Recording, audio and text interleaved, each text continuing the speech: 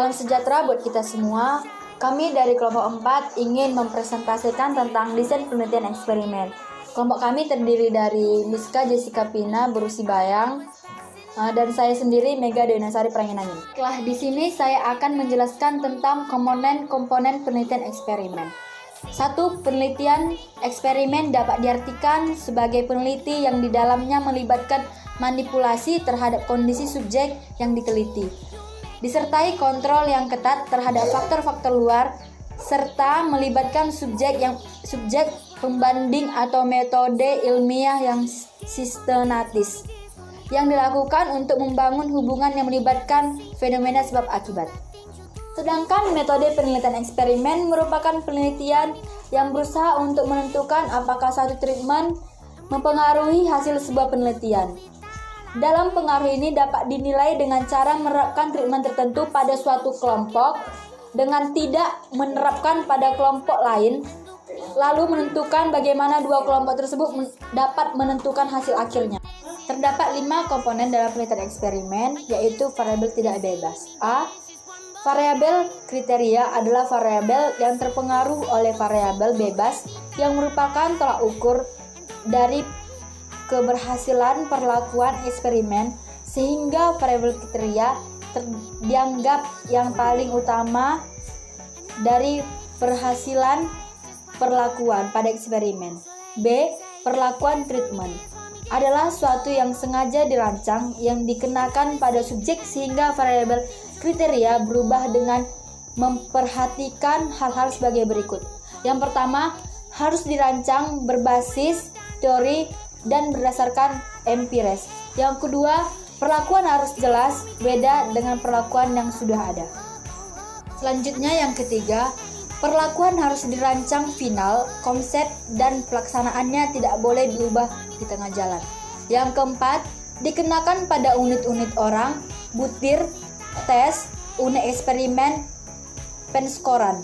Yang C, desain rancangan. Desain adalah teknik pengaturan supaya dalam pengujian kita dapat memastikan apakah dalam penelitian terjadi perubahan sebagai akibat dari treatment. Desain pengaturan berbagai kondisi yang mengakibatkan treatment. Perlakuan dalam desain perlakuan ada rancangan, sedangkan dalam desain eksperimen hasil rancangan dideskripsikan. D. Instrumen. Harus ada alat ukur yang standar dan harus valid karena kita mengukur. E. Monitoring dan kontrol. Monitoring atau kontrol digunakan untuk yang pertama, menghindari adanya kontaminasi antara subjek dan perlakuan. Yang kedua, untuk menjamin perlakuan sesuai dengan rancangan desain. Yang ketiga, untuk mendeteksi adanya kontaminasi dan penyimpangan lain. 2. Penelitian eksperimen variabel bebas. 1.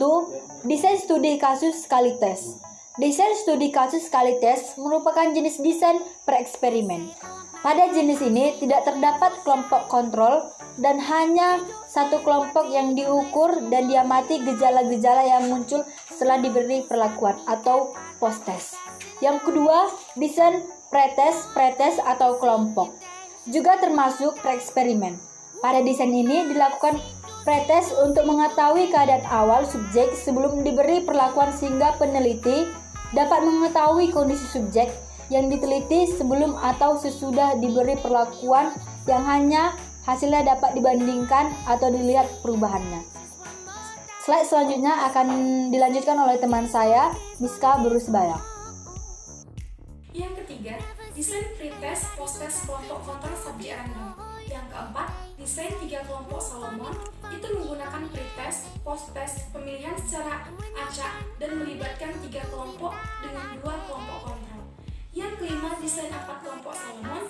Yang keenam, desain faktorial sederhana. Berikutnya, desain kuasi eksperimen. Desain kuasi eksperimen dibagi menjadi 4 desain. Yang pertama, desain kelompok kontrol tidak ekuivalen. Desain model ini sangat cocok jika peneliti memerlukan subjek penelitian yang sesuai dengan kondisi dan tatanan yang sudah pernah. Kemudian, desain dalam waktu. Desain dalam waktu ini melakukan pretest dan post-test berkali-kali atau berulang-ulang. Yang ketiga, desain dan waktu dengan kelompok kontrol. Desain ini melibatkan dua kelompok, yaitu kelompok eksperimen dan kontrol. Dan hasil yang didapat lebih meyakinkan daripada desain pretest post-test suatu kelompok. Yang keempat, desain kontrol balance minimal. Desain ini melibatkan dua kelompok yang memperoleh perlakuan yang sama dengan urutan memperoleh perlakuan yang berbeda, sehingga jumlah perlakuan dan jumlah kelompok harus sama.